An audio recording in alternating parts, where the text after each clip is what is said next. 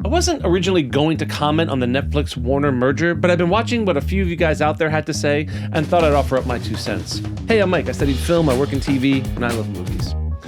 I worked at HBO 25 years ago when Time Warner was bought by AOL.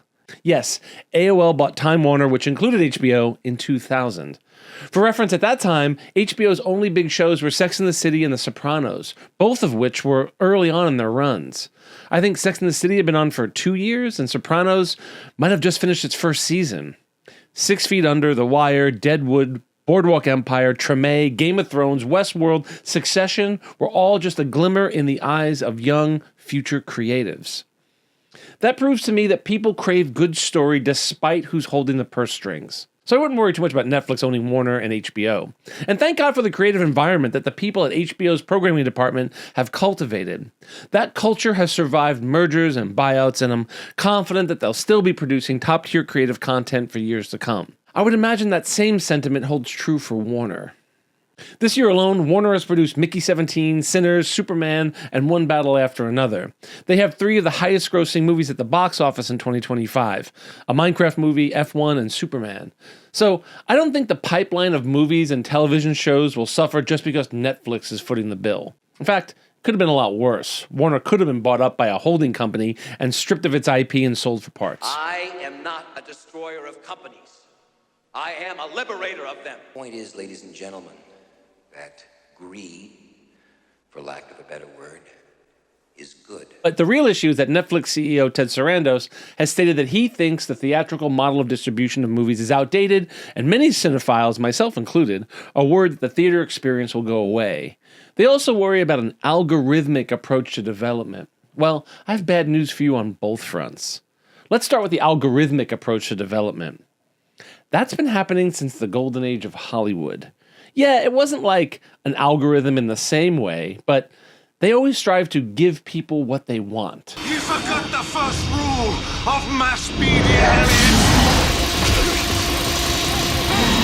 Give the people what they want. The algorithm is just a better, more precise way of doing market research. Groucho Marx is famous for saying, "Will it play in Peoria?" A reference to, will it appeal to the average American?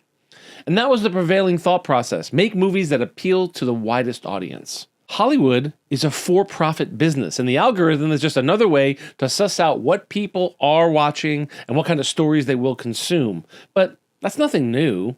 I heard a story about when Netflix was deciding to create their very first original series, they looked at the viewing habits on their platform and saw that David Fincher movies did well and Kevin Spacey movies did well. So they greenlit House of Cards, a show that was rejected at several of the top studios, but Netflix knew something that the others didn't. They had data on their side, and it was a huge success.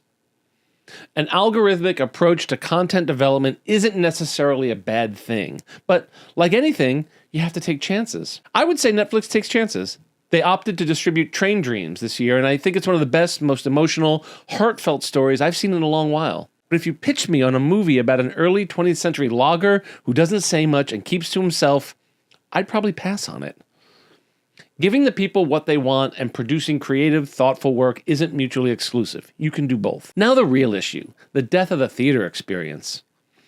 The theater experience isn't dying because there aren't enough good films to fill the theaters. In fact, I would argue that 2025 has been the best year for movies in a long while. Not just big blockbuster movies like Sinners and One Battle After Another, but smaller films such as The Baltimoreans, After the Hunt, and Sentimental Value. You see, we got it in our heads that you only go to the movies for big, Spielberg-esque type of blockbuster films that are released around the holidays like 4th of July or Thanksgiving.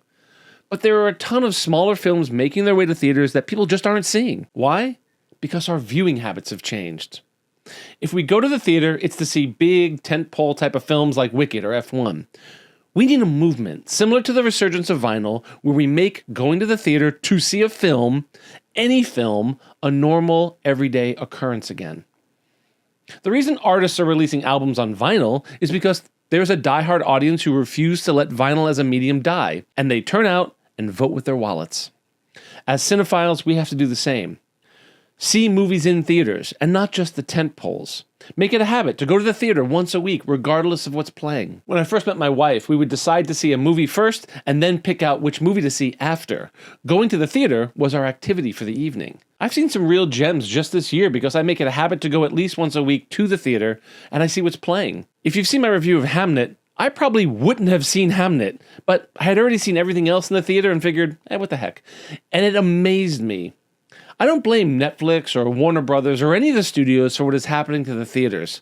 I blame us. They aren't putting movies in theaters because we aren't consuming movies in theaters. When I was at the History Channel, people used to ask me why we don't play World War II documentaries anymore and why we keep showing Pawn Stars. And I would always say the same thing, because that's what you guys watch. If you watched black and white documentaries, we'd be making black and white documentaries. But you watch Pawn Stars, so you get Pawn Stars. Like I said, our viewing habits have changed. I want to leave you with a story that a friend of mine likes to tell. Quentin Tarantino was on a plane, and across the aisle there was a passenger watching Kill Bill on his phone or iPad or something. Tarantino sat there for as long as he could, writhing in the fact that this guy was not seeing his film the way he had meant it to be played. To Tarantino's credit, he had probably spent several years of his life bringing his vision for Kill Bill to the screen just to have this guy watch it on a 7-inch screen and listen to it through cheap airline headphones. When he couldn't take it anymore, Tarantino tapped the guy on the shoulder and invited him to one of the theaters he owns in LA for a special screening of Kill Bill the way it was intended to be shown, on the big screen, with people. But the catch was, he had to stop watching his film on the phone immediately. I sure hope this story is true because I love it. Make it a thing. Go to the theater. Bring the family. See movies and then talk about them after. You'll thank me. Anyway, those are my opinions on the Netflix-Warner merger. I'd love to read yours in the comments below. As I always say, film is about community. I'm Mike, and I love movies.